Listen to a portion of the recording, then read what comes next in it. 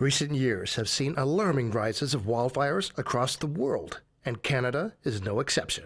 According to the Department of Natural Resources, the 2023 fire season saw a record 6,000 wildfires burn an area larger than Greece.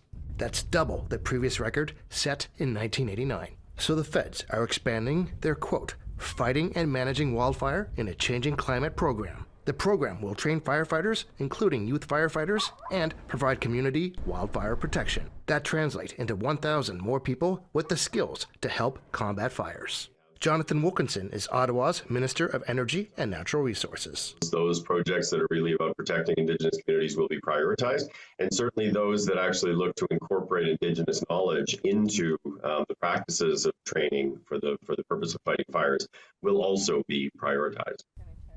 Chief Allan Adam of the Athabasca Chipewyan First Nation in northern Alberta knows the dangers of wildfires only too well. His community had to be evacuated last May after a massive fire came dangerously close.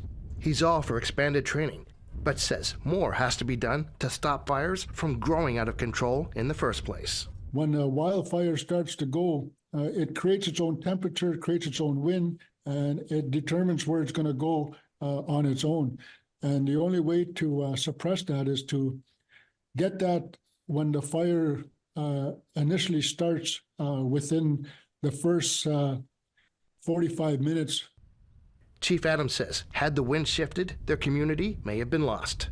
But if there were resources available sooner, the fire could have been stopped in its tracks. The fire that happened in our community, it started within, I think, six kilometers from the community, which had burned 2 kilometers in.